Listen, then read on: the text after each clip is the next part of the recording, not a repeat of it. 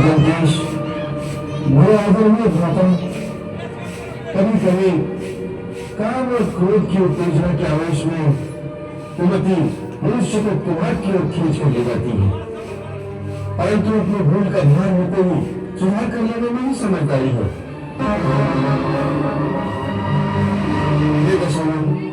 आप मद में चूर होकर एक पर नारी को पाश का सामान अपने गले में बांध कर ले आए हो। महाराज, वो राक्षस कुल के लिए काल रात्रि के समान है। विभीषण,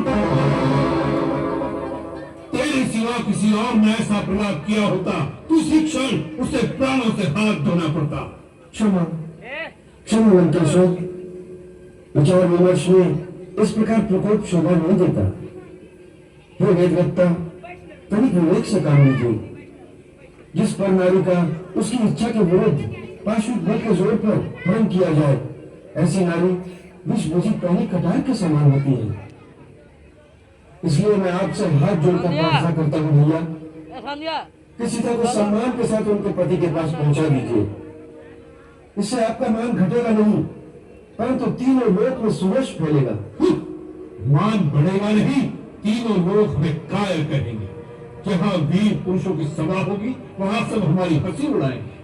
वीर पुरुष एक बार जो कदम उठा लेता है उसे पीछे हटाने में वीरता को दाग लगता है।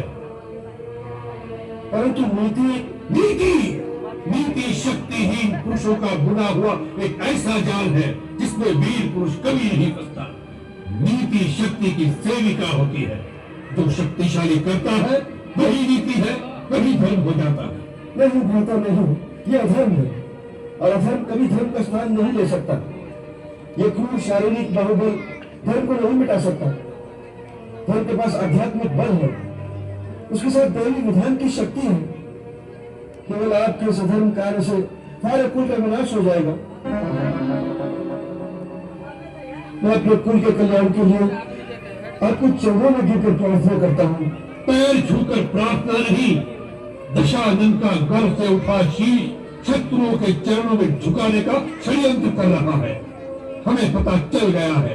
वह वामन पहले तेरे घर में आया, तूने सीता का भेद बताया, उसने सारी लंका में आग लगाई पर तेरा घर ही बचाया। घर का भेद बताने वाले तू बाल्यकाल से ही हमारा विरोधी रहा है। सारी लंका में तेरा तू ही अपनी ढाई चावल की खिचड़ी सदा अलग पकाता चला रहा है। हमें नीति और धर्म सिखाने चला है। जा गुलामगार, घर के भेदी उन वनवासियों को जाकर नीति सिखा जिन पर तेरी गली पीती रही है। जा। मुझे गलत नहीं समझिए, आप मेरे लिए पिता समान हो।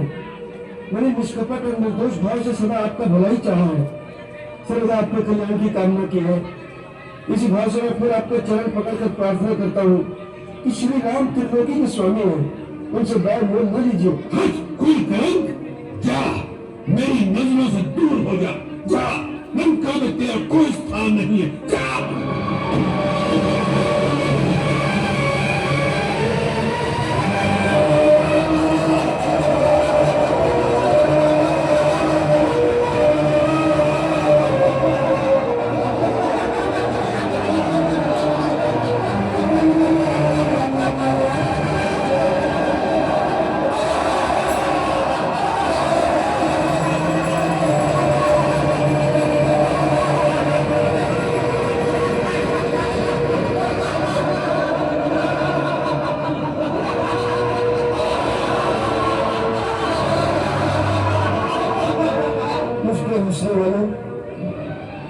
मुझे तुम पर दया आती है।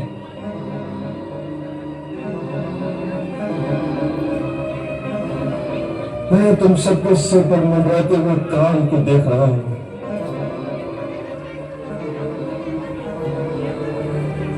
शास्त्रों में लिखा है, विनाश काले विपरीत बुद्धि।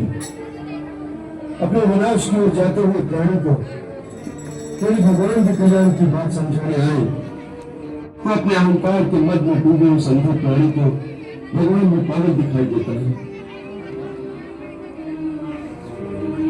और अपनी दुर्बुद्धि को सर्वश्रेष्ठ मानकर आप लोगों की भांति हंसता हंसता अपने विनाश के गर्त में डूबता चला जाता है।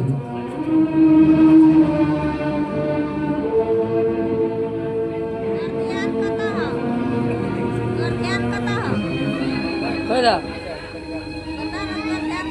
कत पे होते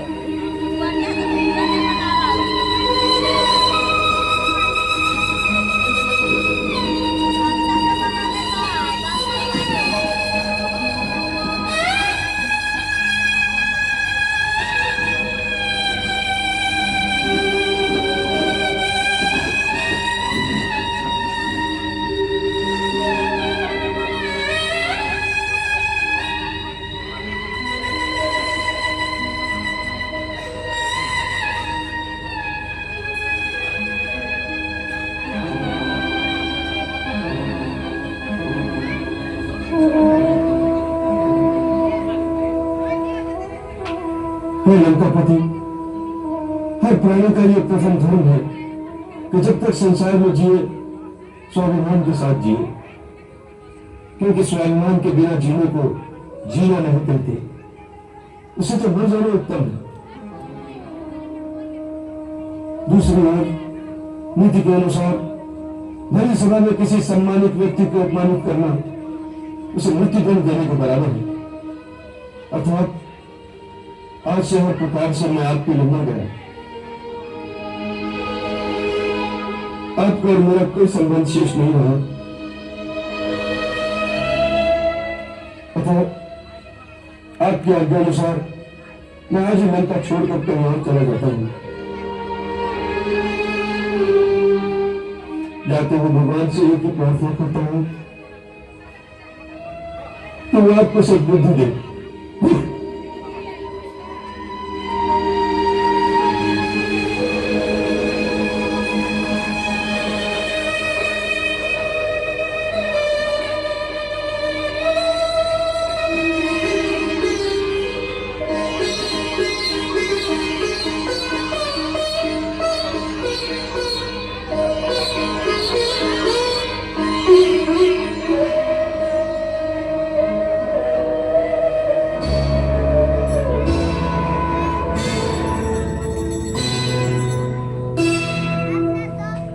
अस कही चरा